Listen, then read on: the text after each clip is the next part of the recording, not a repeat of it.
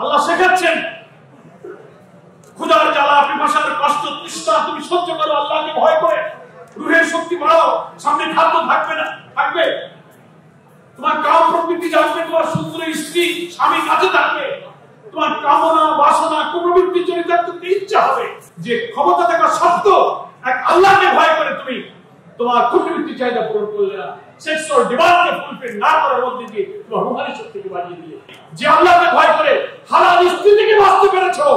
সেই আল্লাহকে ভয় করে সব হারাম থেকে বাঁচার নৈতিক শক্তি তুমি এই রমজানে ঠিক না। আজকে টাকা আমার কাছে তুচ্ছ, আমার রব আমার মালিক ইয়াউমিদ্দিন রব্বুল আলামিন আমাকে যা হারাম করেছেন আমি তা খেতে পারি না, আমার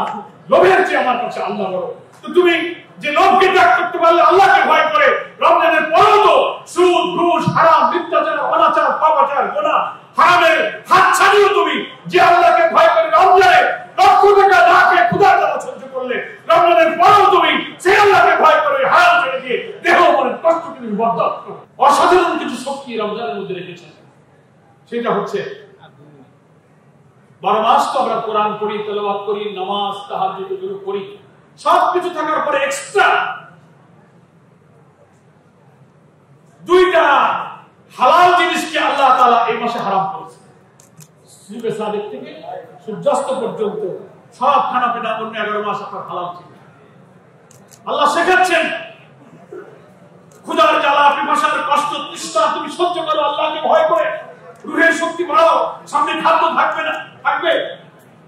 তোমার কাম প্রবৃত্তি জানবে, তোমার সুন্দর স্ত্রী স্বামী কাছে থাকবে, তোমার কামনা বাসনা কুপ্রবৃত্তি চরিতার্থ ইচ্ছা হবে। অন্য 11 মাস হালাল ছিল, একটা মাস হালালকে নিষিদ্ধ করে তোমার চরিত্রের মধ্যে নৈতিকতার মধ্যে একটা এক্সট্রাঅর্ডিনারি কন্ট্রোলিং ক্যাপাসিটি আমি তৈরি করে দিলাম, যে ক্ষমতা থাকা সত্ত্বেও এক আল্লাহকে ভয় করে তুমি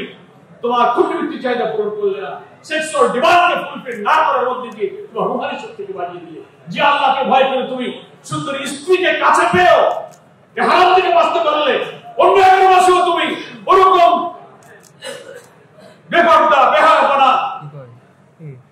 উচ্ছৃঙ্খল অনৈতিকতার সয়লাব থেকেও তুমি যে আল্লাহকে ভয় করে হালাল স্ত্রী থেকে বাঁচতে পেরেছো,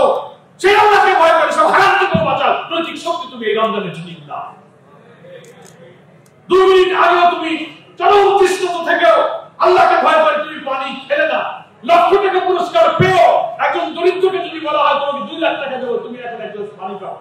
বহু গরিব পাবেন লক্ষ টাকা ফেলে দেবে কিন্তু এক গ্লাস পানি খাবে না, কি বলেন? কারণ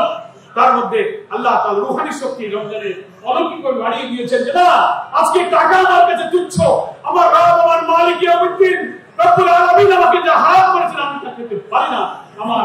লোভের চেয়ে আমার কাছে আল্লাহ বড়। তো তুমি যে লোভকে ত্যাগ করতে পারলে আল্লাহকে ভয় করে, রমজানের পরেও তো সুদ ঘুষ হারাম মিথ্যাচার অনাচার পাপাচার গুনাহ হারামের হাত ছাড়িয়েও তুমি যে আল্লাহকে ভয় করে রমজানে লক্ষ টাকা না খেয়ে ক্ষুধার জ্বালা সহ্য করলে, রমজানের পরেও তুমি সেই আল্লাহকে ভয় করে হারাম ছেড়ে দিয়ে দেহ মনের কষ্টকে তুমি বরদাস্ত করো, এ দিয়ে তোমার রুহের খোরাক হচ্ছে। তার অর্থ হলো তুমি তোমার তাকওয়ার ব্যাটারিতে চার্জ দিতে পারছো। মানে কুণ্ঠিভিত্তিক চাহিদা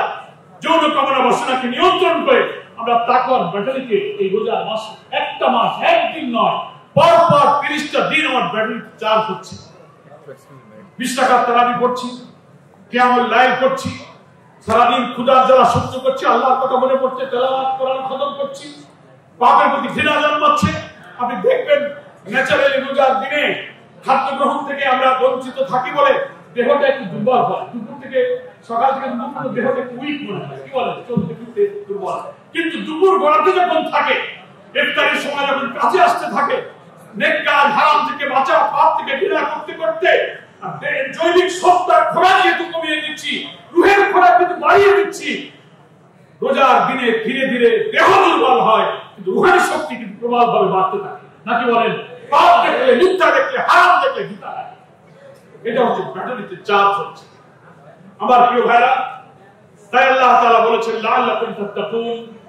রোজাকে তুমি যদি সেভাবে আদায় করতে পারো, এই রোজা তোমার তাকওয়ার ব্যাটারিতে চার্জ দেবে, তোমার রূহানি শক্তি বাড়াবে আর নফসানিয়াতকে দুর্বল করে দেবে। নফসের কাজ হলো কাজের ডিমান্ড করা, সেই কাজটা ঠিক কি বেঠিক এই সিদ্ধান্ত নেয় হলো রূহ। রূহ বলে দেয় যে তোমার সামনে সুন্দরী মহিলা এসেছে, লক্ষ টাকার ঘুষ এসেছে, হারাম সম্পদ পেয়েছো, দেহ আর মন চাবে যে খাবো না, সিদ্ধান্ত নেবে হচ্ছে রুহানি শক্তি। রুহানি শক্তি যদি প্রবল থাকে, সে বলতে পারে এটা হারাম, কবরে তুমি খেতে পারো না, তোমার চোখকে তুমি ফিরিয়ে নেবে, হাতকে তুমি সংযত করবে। ফলে আমাদের এই রোজা আমাদের অশুদ্ধ পাশবিকতা, পাশবিক শক্তি, জৈবিক শক্তিকে দুর্বল করে প্রতিনিয়ত আসমানি সালাত, আসমানি কিয়াম, আসমানি তেলাওয়াত, নেক লোকের সোহবত, দান, সাদাকা, যাকাত, সমস্ত নেকি, তার মানে হলো আমার রূহের সাথে তাকওয়ার ব্যাটারিতে আমি চার্জ দিচ্ছি। ফলে আমার রূহের শক্তি যখন প্রবল হবে, নফসের শক্তি যখন পরাজিত হবে, নফস আর রূহের প্রতিদিনের দ্বন্দ্বে আমি নফসকে যদি পরাজিত করতে পারি, রূহানি শক্তিকে বাড়াতে পারি, 11 মাস আমি এই নেকির শক্তি দিয়ে হারাম থেকে নিজেকে বাঁচিয়ে রাখতে পারবো। এটার অর্থ হচ্ছে আল্লাহকে ভয় করে নিজেকে পাপ থেকে বাঁচানো।